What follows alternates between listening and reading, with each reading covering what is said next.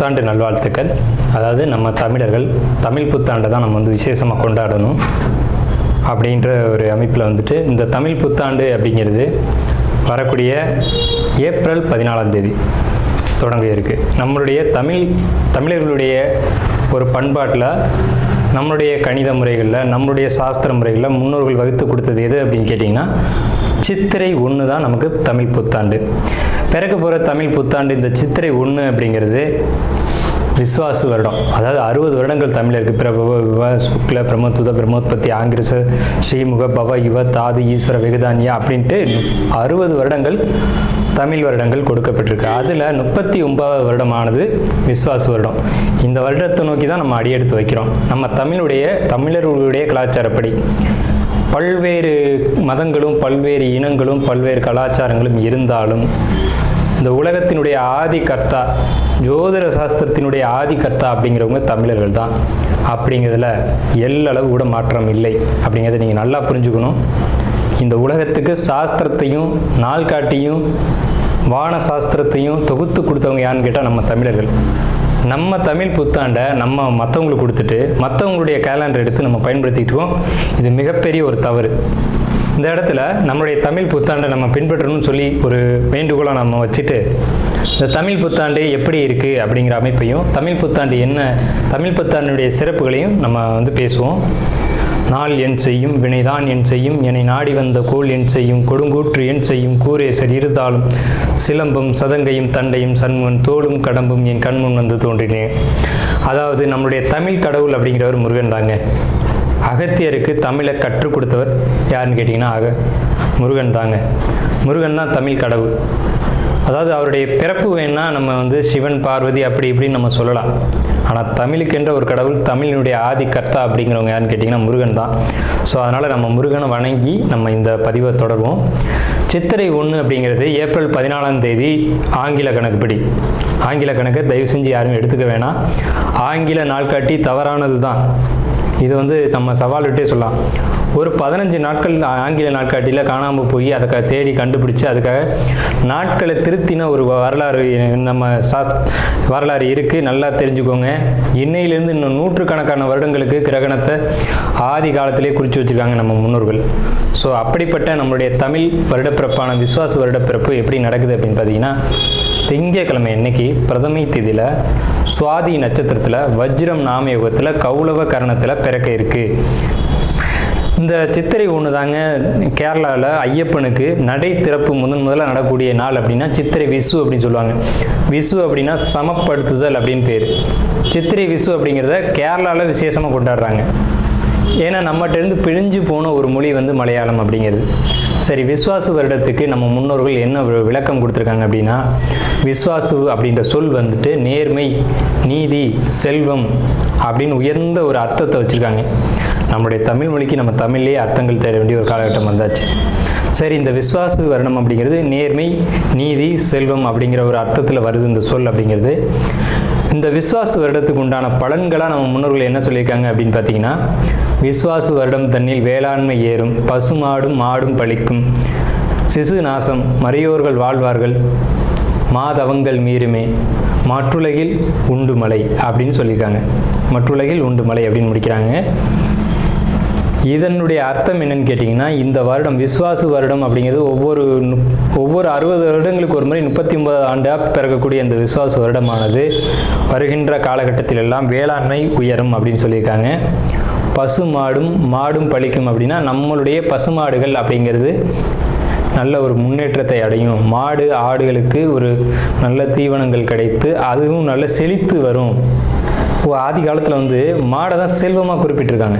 இன்றைக்கி வந்து பணம் அப்படின்ற ரூபாய் தாள்களை நம்ம வந்து பணமாக குறிப்பிட்றோம். ஒரு முன்னோர்கள்லாம் வந்து மாடு எவ்வளோ இருக்குது, மாட்டினுடைய அந்த குப்பை வந்து வேஸ்ட்டெல்லாம் எங்கே ஒரு மனிதன் வந்து எங்கே சேகரிக்கிறானோ அதை போய் முதல்ல பார்ப்பாங்கங்க. அதை வச்சு தான் அவனுடைய செல்வம் என்னன்றதை குறிப்பிட்டு பொண்ணு கொடுக்குறதா இருக்கட்டும், பொண்ணு எடுக்கிறதா இருக்கட்டும், இதெல்லாம் நம்முடைய மரபில் இருந்து வந்த ஒரு விஷயம். ஸோ அப்போ இத்தனை மாடுகள் இருந்தால் தான் அவன் செல்வந்தன் அப்படின்ற ஒரு கான்செப்ட் வந்து முன்னோர்கள் நமக்கு காமிச்சிருக்காங்க. அப்படிப்பட்ட பசுமாடுகள் மாடும் பழிக்கும் அப்படின்ற ஒரு வார்த்தையை வந்து அங்கே குறிப்பிட்டிருக்காங்க. சிசு நாசம் அப்படின்ற வார்த்தையை சொல்கிறாங்க. மறையோர்கள் வாழ்வார்கள். மறையோர்கள்னு யாருன்னு கேட்டிங்கன்னா சமுதாயத்தில் முக்கியமாக இருக்கக்கூடிய பெரியவங்க, மற்றவங்களுக்கு வழிகாட்டக்கூடியவங்க வாழ்வாங்க அப்படின்றத சொல்லியிருக்காங்க. மாதவங்கள் மீறுமே அப்படின்ற ஒரு வார்த்தையும் வருது. மாதவங்கள் மீறும் அப்படின்னா ஒழுக்கக்கேடான செயல்பாடுகளில் மனிதர்கள் நடக்க வேண்டிய காலகட்டங்கள் வரும். ஒழுக்கக்கேடுனா என்னங்க? இந்த விரல் தான் ஒழுக்கக்கேடு, இந்த ஒற்றை விரல் தான். இந்த விரலை வச்சு தான் நம்ம பட்டன் அமுக்கிறோம், காசு வாங்கிட்டு அமுக்கிறோம். இதுதான் மாதவங்கள் மீறுமே அப்படின்றது.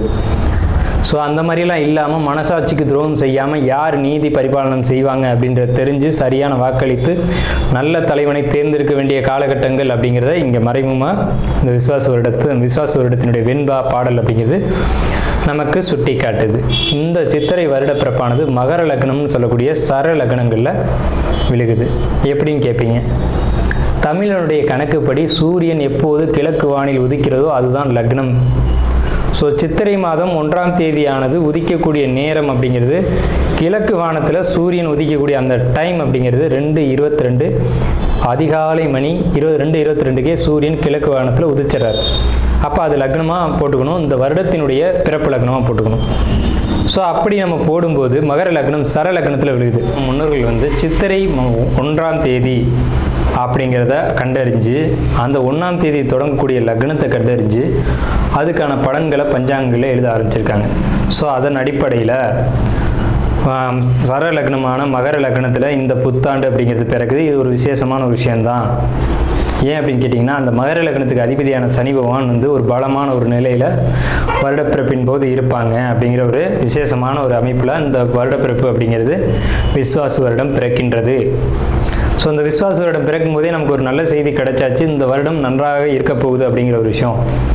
சரி, இதை வந்து சித்திரை மாதம் தான் நீங்கள் வந்து தமிழருடைய கலாச்சாரம் அப்படின்னு சொல்றீங்களே, இதுக்கு ஏதாவது ஆதாரம் இருக்கா அப்படின்னு கேட்டிங்கன்னா கண்டிப்பாக இருக்கிறது. புறநானூறு அப்படின்ற ஒரு தமிழ் இலக்கியம் இருக்குது. அதில் போய் தேடி பார்த்தீங்க அப்படின்னா தலைநாள் பூத்த பொன் இணர் வேங்கை அப்படின்ற சொல்லும், கனிவேங்கை நன்னாளே நாடி மலர்தலால் அப்படின்ற வார்த்தை வரும். அதாவது வந்து சித்திரை மாதத்தில் பூக்கள் அதிகமாக பூத்து குலுங்கும், அதனால தலைநாள் அப்படின்ற சொல்ல யூஸ் பண்ணுறாங்க. தலைநாள்னா முதல் மாதம் அப்படின்னு, தலை மாதம் கடை மாதம் அப்படின்னு பிரிக்கிறாங்க. கனிவேங்கை நாடி மலர்தலால், கனிவேங்கை நல்லான் நாடி மலர்தலால், அந்த பூக்கள் பூக்கிறதுனால அந்த கனிவேங்கை மாதம் அப்படிங்கிறதையும் தலைநாள் பூத்த பொன் இணர் வேங்கை அப்படின்ற சொல்லும் புறநானூறு அப்படின்ற இலக்கியத்தில் தமிழ் மாதம் வந்து முதல் மாதம் சித்திரை மாதம்ன்ற குறிப்பீடு அங்கே இருக்குது. சரிங்களா? வண்ண மலர்கள் பூத்து குலுங்கக்கூடிய ஒரு பொன்னான மலர்கள், பொன் போன்ற மலர்கள். இன்றைக்கும் கேரளாவில் ஒரு மஞ்சள் நிறத்தில் தங்க நிறத்தில் பூக்கக்கூடிய பூக்களை பறித்து அவங்க விசேஷத்துக்கு சித்திரை 1 அன்னைக்கு கொண்டாடுறாங்க.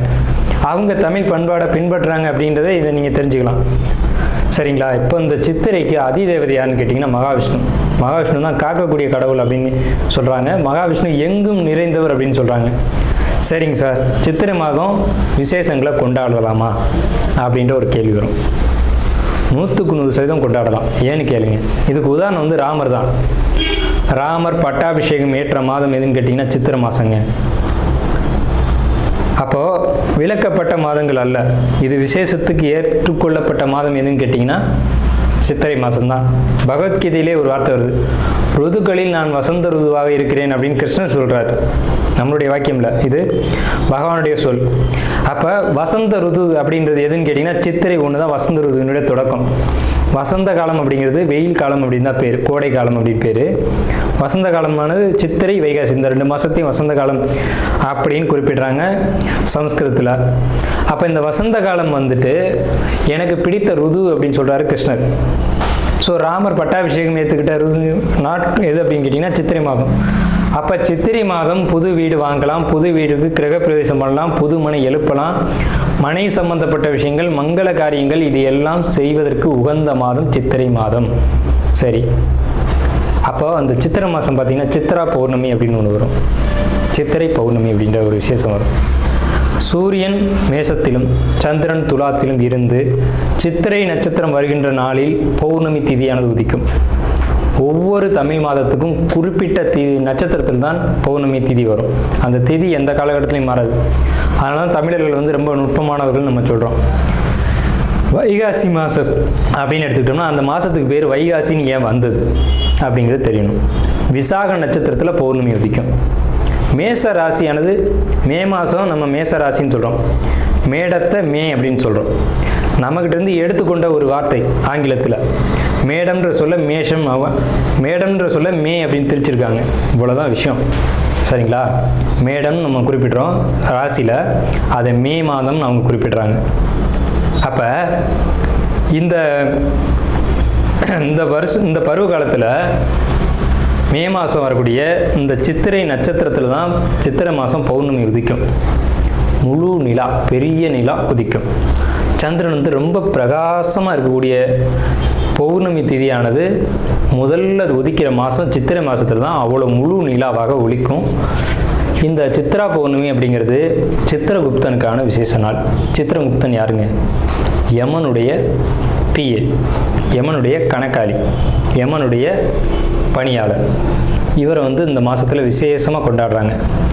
நம்மளுடைய முன்னோர்கள் இறந்தவங்க இருக்காங்க அப்படின்னா அவங்க நல்ல ஆத்மாவா கெட்ட ஆத்மாவான்னு கணக்கு எழுதக்கூடியவர் சித்திரகுப்தன் தான். அந்த கணக்கு அவர் எழுதுறதுனால தான் சித்ரா பௌர்ணமி அன்னைக்கு நம்ம முன்னோர்களை கொண்டாடி விசேஷமாக வழிபாடு செய்கிறோம். தை 1 தமிழ் புத்தாண்டுன்னு கொண்டு வந்தாங்க. அதை முழுமையாக ஒரு வருடம் கூட அவங்களால கடைபிடிக்க முடியல. இன்னொரு வரைக்கும் அதுக்கான சரியான கணக்கீடுகளை அவங்களால கொடுக்க முடியலை. வார்த்தைக்கு தை 1 தான், இது வந்து நாங்கள் ஆதாரத்தை கண்டுபிடிச்சிட்டோம், எங்கள்கிட்ட இது இருக்குது அது இருக்குது அப்படின்லாம் சொன்னாங்க. ஆனால் ஒரு தெளிவான ஒரு விஷயத்தை அவங்களால கொடுக்க முடியல. அதுக்கான ஒரு காலண்டரையோ நாட்காட்டியோ அவங்களால கொடுக்க முடியல. சித்திரை 1 தான் தமிழர்களுக்கான புத்தாண்டு. அந்த புத்தாண்டை விசேஷமாக கொண்டாடணும். எப்படிலாம் கொண்டாடலாம் சார்? எப்படி கொண்டாடலாம்? சித்திரை மாதத்துக்கு முத நாளே அதுக்கு நம்ம தயாராகணும். நம்மளுடைய பாரம்பரிய உடைகளை அன்றைக்கி அணியணும். என்னது நம்ம பாரம்பரிய உடை அப்படின்னு கேட்டிங்கன்னா, தும்பப்பூ மல்லு வேட்டின்னு கேள்விப்பட்டிருப்பீங்க. மல்லு வேட்டி வந்து தும்ப நிறத்தில் தாங்க இருக்கும்.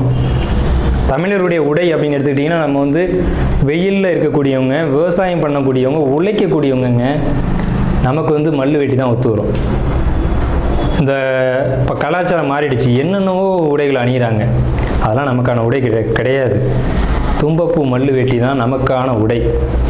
அப்போ இந்த மல்லு துணியை தான் நம்ம வஸ்திரத்தை அணியணும். மேல் சட்டை போடக்கூடிய வழக்கம் நம்மளுடைய கலாச்சாரத்தில் கிடையாது. அப்படி போடுறது ரொம்ப தவறான விஷயம். நம்ம தவறான விஷயத்தை நோக்கி போய்கிட்டுருவோம். ஒரு ஊசியில் குத்தி ஒரு துணியை நெஞ்சு நீங்கள் போட்டிங்கன்னா நீங்கள் தமிழர்களே கிடையாது. உறுதியாக சொல்லுவேன். வெறும் துணியை நூலில் கோக்காமல் அணிகிறவன் தான் உண்மையான தமிழன். இதை மறுத்து பேசவே முடியாது. இதுதான் உண்மையான வரலாறு. அதாவது ஒரு துணியை எடுத்து அப்படியே உடலில் சுற்றிக்கணும், அவன் தான் தமிழன். மேல் அங்கம் வந்து வஸ்திரம்ன்ற துண்டும், அது எவ்வளோ பெருசாக வேணாலும் இருக்கலாம், அது சின்னதாக வேணாலும் இருக்கலாம். அது அவங்களுடைய வசதியை பொறுத்தது. ஆனால் சுத்தமான மல்லுவாக இருக்கணும். மல்லுன்றது பருத்தி நூலால் செய்யப்பட்டது. நம்ம வந்து பருத்தியை உற்பத்தி செய்யக்கூடியவங்க. நம்ம நிலத்தில் தான் பருத்தி உற்பத்தி ஆகும். அதுக்கான சரியான மண் வந்து தமிழர்களுடைய மண் தான். உலகத்துக்கே ஆடையும் சாஸ்திரத்தையும் கற்றுக் கொடுத்தவங்க யாருன்னா தமிழன் தான். ஸோ இந்த மாதிரி பாரம்பரிய உடைகளை அணிஞ்சு நம்ம விசேஷத்தை கொண்டாடணும். பச்சடி செய்வாங்க அன்னைக்கு, சித்திரை 1 அன்னைக்கு பச்சடி செய்வாங்க. இன்றைக்கெலாம் யாருமே செய்யறதில்ல. வேப்பம்பூ பச்சடி, மாங்காய் பச்சடி இதெல்லாம் செய்வாங்க. அது ரொம்ப இனிமையாக இருக்கும். வேப்பம்பூ எப்படி சார் இனிமையாக இருக்கும்? செய்வாங்க சார், அதை இனிப்பாக செய்ய முடியும். பச்சடி செய்வாங்க. அன்னைக்கு அந்த உணவை எடுத்துக்கணும். வேப்பம்பூ ரசம்லாம் வச்சு அன்றைக்கி சாப்பிடுவாங்க. அவ்வளோ ருசியாக இருக்கும். அந்த நாளில் அந்த உணவை தான் எடுத்துக்கணும்னு நமக்கு முன்னோர்கள் சொல்லியிருக்காங்க. அதை தவிர்த்து நீங்கள் போகிறது அப்படிங்கிறது ஒரு சிறப்பான விஷயம் கிடையாது. சரி, நம்ம வந்து இந்த 39ஆவது ஆண்டில் இருக்கோம். கலியுகாதி வருஷம் 5127ஆவது ஆண்டு இந்த விசுவாச வருடம் பிறக்குது. இந்த ஆண்டினுடைய ராஜா மந்திரி அப்படிங்கிறது சூரியன். இந்த ஆண்டினுடைய ராஜா மந்திரி அப்படிங்கிறது சந்திரன். அர்க்காதிபதி சூரியன், மேகாதிபதி சூரியன், சஸ்யாதிபதி குரு, சேனாதிபதி சூரியன், ரசாதிபதி சனி. இந்த ஆண்டினுடைய ராஜா அப்படின்னு சொல்லக்கூடியவர் சந்திரன் பலமாக இருக்காங்க. இந்த ஆண்டு உடைய தொடக்கத்திலே பலமாக இருக்காங்க. சனி பலமாக இருக்காங்க. சூரியன் பலமாக இருக்காங்க. சூரியன் எப்போவுமே வருஷ ஆண்டு பிறப்பு அப்படின்னாலே சூரியன் பலமாக தான் இருப்பார். அது என்ன ஸ்பெஷல்னு கேட்டிங்கன்னா, அந்த வீடு வந்து எந்த ஒரு பலகீனமும் அடையாமல் இருக்குது. மேசராசி. சஸ்யாதிபதி குரு அதீத பலத்தில் இருக்கார். எப்படின்னு கேட்டிங்கன்னா, பரிவர்த்தனை யோகத்தில் குரு சுக்கிரன் பரிவர்த்தனையில் தங்களுடைய வீடுகளை மாற்றிக்கிட்டு, பகை கிரகங்கள் தான் குரு சுக்கிரன், ஆனால் தங்களுடைய வீடுகளை பரிமாற்றம் செஞ்சுக்கிட்டு நல்ல ஒரு பலமான நிலையில் இருக்காங்க. இந்த வருஷம் மழை வந்து ரொம்ப அற்புதமாக பெய்யும். சகல ஜீவராசிகளுக்கும் உணவுகள் தட்டுப்பாடு இல்லாமல் கிடைக்கும். ரொம்ப பெரிய ஒரு அற்புதமான விஷயம். அன்னதானங்கள், கோயில் விசேஷங்கள் சிறப்பாக நடக்கும். ஆனால் அந்த புனித யாத்திரைக்கு போகக்கூடியவங்களுக்கு இந்த விஸ்வாச வருடம் அவ்வளோ சிறப்பாக இல்லை. அங்கே சில நெருக்கடிகள், தொந்தரவுகள் இருக்கலாம் அப்படின்ற ஒரு சின்ன மைனஸ் மட்டும்தான் இருக்குது. அதே நேரத்தில் உணவு உற்பத்திகள் அப்படிங்கிறது அதிகரிக்கும். மழை நல்லா பொழியும். அணு ஆயுத உற்பத்திகள் அதிகமாக இருக்கும். ஆயுதங்கள், இரும்பு, எஃகு போன்ற விஷயங்களுடைய உற்பத்தி அதிகரிக்கும். மருத்துவத்தில் இந்திய தேசம் முதலிடத்தை வகிக்கும். வட மாநிலங்களில் வெள்ள பாதிப்புகள் ஏற்படும். மின்சார தடைகள் அடிக்கடி ஏற்படும். பேட்டரி வாகனங்கள் அதிகரிக்கும். பெரும்பாலும் இந்த பெட்ரோலியம் சம்மந்தப்பட்ட வாகனங்கள் அப்படிங்கிறது குறையும். தங்கம், வெள்ளி உளைச்சல் அப்படிங்கிறது உச்சத்தை அடையும். விலை உச்சத்தை அடையும். தங்கம், வெள்ளியை பொறுத்த வரைக்கும், ஆபரணங்களை பொறுத்த வரைக்கும் விலை உச்சத்தை அடையும். ஆனால் விலையும் அதிகம் அடையும் போதெல்லாம் அந்த விற்பனையும் அதிகமாகும். நல்ல லாபங்கள் கிடைக்கும். அதிகமாக தங்க நகைகளை வாங்கி அணியக்கூடியதும் சேமிக்கக்கூடியதும் இந்த ஆண்டு மக்கள் செய்வாங்க. சுரங்கம், பெட்ரோலியம், கிணறு இதை பொறுத்த வரைக்கும் விபத்துக்கள் ஏற்படுத்தி கொண்டே இருக்கும். பெண்களுக்கு அவமரியாதைகளும் பாலியல் தொந்தரவும் நடைபெறும். இது ஒரு மைனஸ் தாங்க. பூச்சி, கருவண்டு இந்த மாதிரியான விஷயங்கள் அதிகரிக்கும். வெங்காயம், தக்காளி, பூண்டு, மாங்காய், புளி இதனுடைய உற்பத்தியும் அதிகமாக இருக்கும். விலையும் அதிகமாக இருக்கும். மனிதர்களுக்கு இந்த நடைப்பயணம் போகக்கூடியவங்களுக்கு மட்டும் கொஞ்சம் தொந்தரவுகள் இருக்குங்க. இது இந்த ஆண்டினுடைய பலனாக இருக்குது. இந்த ஆண்டு எப்படி கொண்டாடணும் அப்படின்றத பற்றி நம்ம பேசணும், சரிங்களா? அப்போ அந்த நாளில் புத்தாடைகள் அணிஞ்சு விசேஷமாக நம்ம அதுக்கு முதல் நாளே தயாராகிடணும். சித்திரை கனி காணுதல் அப்படின்னு சொல்லுவாங்க. சித்திரை கனி காணுதல் தமிழர்களுடைய ஒரு மரபான பண்பாடு. இந்த சித்திரை மாதத்துக்கு முதல் நாளே அதுக்கான ஏற்பாடுகள்லாம் செஞ்சு வச்சுட்டு நீங்கள் அடுத்த நாள் புத்தாண்டு பிறக்கும்போது அந்த சித்திரை கனி காணுதலோடு நீங்கள் தொடங்குனீங்க அப்படின்னா இந்த புத்தாண்டு ரொம்ப பெரிய விசேஷத்தை உங்களுக்கு கொடுக்கும். நீங்கள் 12 ராசிகளில் எந்த ராசியில் பிறந்திருந்தாலும் உங்களுக்கு ஏற்றம் தான் அப்படிங்கிறதுல மாற்றுக்கிறதுக்கு இடமில்லை.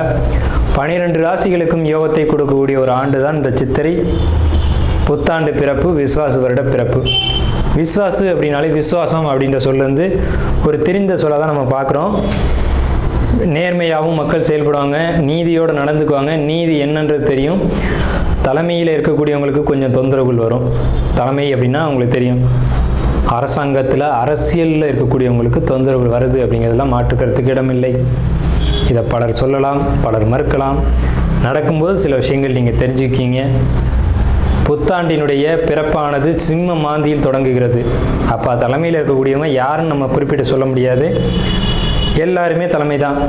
அந்த பார்லிமெண்ட்டு, அதே மாதிரி நாடாளுமன்றம், இந்த மாதிரி இடங்களுக்கு போகக்கூடியவங்க எல்லாருமே தலைமை தான். இவங்களுக்கு மட்டும் கொஞ்சம் எச்சரிக்கையாக இருக்கணும் அப்படின்ற காலகட்டம்.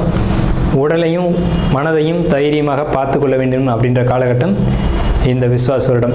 அதே சமயத்தில் நீதி, நேர்மை யாரெல்லாம் கடைபிடிக்கிறீங்களோ உங்களுக்கு இந்த விஸ்வாச வருடம் உங்களை விசுவாசமாக காப்பாற்றும் அப்படிங்கிறதுலேயும் மாற்றுக்கிறதுக்கு இடம் இல்லைங்க. ஸோ நம்மளுடைய இந்த வீடியோ பார்த்த அனைவருக்கும் நன்றிகள். வருடம் தனுசு ராசிக்கு புத்தாண்டு பலன்கள். நாள் என் செய்யும், வினைதான் என் செய்யும், என்னை நாடி வந்த கோள் என் செய்யும், கொடுங்கூற்று என் செய்யும், கூரேசர் இருதாலும், சிலம்பம் சதங்கையும் தண்டையும் சண்முன் தோளும் கடமும் என் கண்முன் தோன்றினேன். அதாவது தனுசு ராசி இவங்களுக்கு இந்த விஸ்வாச வருடம், தமிழ் வருடம் மொத்தம் 60 இருக்குது. பிரபவ, விபவ, சுக்ல, பிரம்மோத்வத, பிரம்மோத்பத்தி, ஆங்கிரச, ஸ்ரீமுக, இப்படி 60 வருடங்களில் 39வது எண்ணிக்கையில் வரக்கூடிய வருஷத்துக்கு பேர் தான் விஸ்வாச வருடம். இந்த விஸ்வாசு அப்படின்ற சொல்லுக்கு செல்வம், நேர்மை, தூய்மை அப்படின்ற ஒரு பொருள்லாம் இருக்குது. அப்படிப்பட்ட இந்த விஸ்வாச வருடத்தில் என்ன வெண்பா கொடுத்துருக்காங்க அப்படின்னு பார்த்தீங்கன்னா, விஸ்வாச வருடம் தண்ணில் வேளாண்மை ஏறும், பசுமாடும் மாடும் பழிக்கும், சிசு நாசம், மரியோர்கள் வாழ்வார்கள், மாதவங்கள் மீறுமே, மற்றுலகில் உண்டு மழை அப்படின்னு சொல்லியிருக்காங்க. அதாவது பொதுவாகவே 12 ராசிக்கும் ஏற்றமுடைய ஆண்டு அந்த ஆண்டு சொல்லப்பட்டிருக்கு. மறையோர்கள் வாழ்வார்கள் அப்படின்னு, வேளாண்மை உயரம் அப்படின்னு, ஆடு மாடுகள் அதிகமாக தங்களுக்கு தீவனம் கிடைச்சி நல்லபடியாக வாழும் அப்படின்ற ஒரு கருத்தை சொல்லி இந்த ஆண்டினுடைய வெண்பாவை கொடுத்துருக்காங்க. இந்த மாதிரி ஒரு சுபமான ஒரு ஆண்டு அப்படிங்கிறது குறைவான ஒரு அமைப்பு தான். ஸோ அப்படிப்பட்ட இந்த 39வது வருடம் விஸ்வாச வருடத்தில் தனுசு ராசிக்காரங்களான உங்களுக்கு என்ன பலன்கள் அப்படிங்கிறத நம்ம பர்டிகுலராக பார்ப்போம். இந்த வருடத்தினுடைய கிரக நிலைகளை கொண்டும் உங்களுடைய ராசியை கொண்டும் நம்ம இந்த பலன்களை பார்க்குறோம். தயவு செஞ்சு இந்த வீடியோ ஸ்கிப் பண்ணாமல் முழுமையாக பாருங்கள். அப்போ தான் நம்ம என்ன சொல்ல வரோம் அப்படின்றது தெரியும். உங்களுடைய பொன்னான நேரத்தை ஒதுக்கி பாருங்கள். ரெண்டாவது, நம்ம சேனலில் வந்துட்டு ஆன்மீகம், ஜோதிடம், பரிகாரம், வாஸ்து, ராசி பலன் இப்படி பல்வேறு வீடியோக்களை பதிவிட்டு வரோம். உங்களுக்கு பயனுள்ள வீடியோக்கள் இது எல்லாமே. தயவு செஞ்சு நேரம் ஒதுக்கி இந்த பரிகார வீடியோக்களாக இருக்கட்டும், ஆன்மீக வீடியோக்களாக இருக்கட்டும், ராசி பலன் வீடியோவாக இருக்கட்டும் பார்க்கும்போது உங்களுக்கு கண்டிப்பாக உங்கள் வாழ்க்கையில் ஒரு திடமாக இருக்கும். உங்களுக்கு வந்து ஒரு வெளிச்சம் திடமாக கிடைக்கும் அப்படின்றத சொல்லி நம்ம இந்த வீடியோக்குள்ளே போகிறோம். முதல்ல தனுசு ராசினா என்னங்க? 12 ராசிகள் இருக்குல்ல, தனுசு ராசிக்கு மட்டும் என்ன சிறப்பு? இது தாங்க 9வது ராசி. ஒரு ஜாதகத்தில் 9ஆம் இடம் அப்படிங்கிறது ஸ்பெஷல். என்ன சிறப்பு அப்படின்னு கேட்டிங்கன்னா, அதுக்கு பேர் தான் பாக்கியஸ்தானம்னு வச்சுக்கோங்க. கல்யாணம் ஆயிடுச்சா, எனக்கு அந்த பாக்கியம் கிடைக்கல அப்படிங்கிறாங்க. குழந்தை இருக்கா, எனக்கு அந்த பாக்கியம் கிடைக்கலங்கிறாங்க. அப்போ பாக்கியம்ன்ற விஷயத்தை வந்து எங்கே பதிச்சு வச்சுக்கோங்கன்னா 9ஆம் இடத்துல. காலபுருஷனுக்கு 9வது ராசி தாங்க தனுசு ராசி. அப்போ பாக்கியத்தை தேடி தான் எல்லாருமே ஓடிக்கிட்டு இருக்காங்க. அப்படிப்பட்ட பாக்கியம் எல்லாமே நிறைஞ்ச ராசி தனுசு ராசி. இந்த ராசிக்கு மட்டும் என்ன சிறப்பு ஏற்றம்னா அதுதான் ஏற்றம். அந்த ராசிக்கு தான் அவ்வளோ சிறப்புகளும் கொடுத்துருக்காங்க. இயற்கையே அந்த ராசிக்கு தான் அற்புதமான பலன்களை அதிகபட்சமாக வழங்கியிருக்கு. ஏன்னா இது முழு சுபரான குருபவனுடைய வீடு அப்படிங்கிறதும் ஒரு கான்செப்டு. ஸோ இந்த ராசி மட்டும் ஒருத்தருடைய ஜாதகத்தில் பலம் அடைஞ்சிச்சு அப்படின்னா அவர் வாழ்க்கையில் கஷ்டங்கிறத அவர் பார்க்க போகிறதே இல்லை. தனுசு ராசியோ தனுசு லக்னமோ குடும்பத்தில் எங்கே இருந்தாலும் சரி, அது யோகமான வீடுன்னு பேர். இதை யாராலையும் மறுக்க முடியாது. சரிங்க சார், இவ்வளோ ஏற்றம்லாம் சொல்கிறீங்க, எங்களுக்கு என்ன இப்போ நடக்கும் அப்படிங்கிறத தெரிஞ்சுக்கிறோம் அப்படின்ட்டு ஆர்வம் உங்களுக்குள்ளே இருக்கலாம். நம்ம அதை தான் இப்போ டிஸ்கஸ் பண்ண போகிறோம். சரி, நம்ம முதல்ல வந்துட்டு நீங்கள் எந்தெந்த விஷயங்கள்லாம் கவனமாக இருக்கணும் அப்படிங்கிறத சொல்லிடுவோம். ஃபஸ்ட்டு வேலை விஷயம், ஹெல்த்து, தொழில், கடன் வாங்கிறது, எதிரிகள், இந்த மாதிரியான விஷயங்கள், வம்பு வழக்கு, பக்கத்து வீட்டுக்காரன், இவங்கள்ட்டெல்லாம் நீங்கள் கவனமாக இருக்கணும். இவ்வளோ நாள் ரொம்ப அந்யோன்யமாக வாழ்ந்துருப்பீங்க. இங்கேருந்து சாம்பார் போகும், அங்கேருந்து சட்னி வரும். ஆனால் அவனே பகையாளியாகி நிற்பான். சகோதர வழி உறவுகளும் பங்காளிகளும் அதே மாதிரி எழுத்து சம்மந்தப்பட்ட விஷயங்களும் டாக்குமெண்ட் பிரச்சனையும், எனக்கும் என் தம்பிக்கும் சொத்தை பிரிக்கலை சார், பிரிச்சிருங்க உடனடியாக, இல்லையா அந்த விசுவாச வருடம் முடிஞ்சு தான் பிரிக்கிற மாதிரி ஆகும். இந்த விசுவாச வருடத்தில் அந்த இதை நீங்கள் எழுதி சரி பண்ணணும்னு போனீங்கன்னா வலுவான சிக்கலை மாட்டிக்கிங்க. எழுத்து சம்மந்தப்பட்ட சிக்கல் உங்களுக்கு இப்போ காத்துட்ருக்கு. எச்சரிக்கையை முதல்ல சொல்லணும்னு சொன்னால் அந்த எச்சரிக்கை தான் இது. ஸோ சகோதரன் இவ்வளோ நாளாக அப்படியே அண்ணன் சொன்னால் நான் மாற மாட்டேன்னு நிற்பான். அவன் இன்னைக்கு இப்போ மிகப்பெரிய எதிரியாக மாறி நிற்பான். ஸோ இந்த மாதிரியான ஒரு பிரச்சனை. ஏன்னா 3ஆம் இடத்து ராகு அப்படிங்கிறது சகோதரனே பயங்கர திருடனாக மாறுறது, தில்லாலங்கரியாக மாறுறது அப்படிங்கிற ஒரு அமைப்பு உங்களுக்கு இந்த காலகட்டத்தில் உருவாகும் அப்படிங்கிறத இந்த கால அமைப்பு அப்படிங்கிறத சுட்டி காட்டுது. சரிங்க சார், இப்போ 4ஆம் இடம் நல்லா இருக்கா அப்படின்னு பார்த்தோம்னா 4ஆம் இடத்துல சனி இருக்காங்க. ஸோ சனி பலம் தான், அங்கே ஒன்றும் பலகீனம் இல்லை.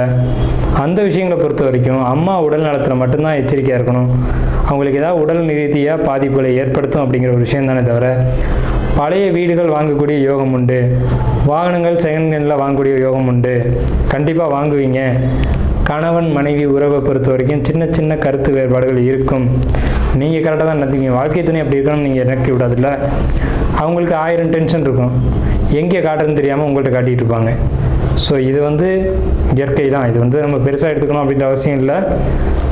தந்தையை பொறுத்த வரைக்கும், தந்தையோட உடல் ஆரோக்கியத்தை பொறுத்த வரைக்கும் தலை சார்ந்த இடங்களில் நரம்பு சம்பந்தப்பட்ட பாதிப்புகளை ஏற்படுத்தக்கூடும் அப்படிங்கிற ஒரு அமைப்பு இருக்குது.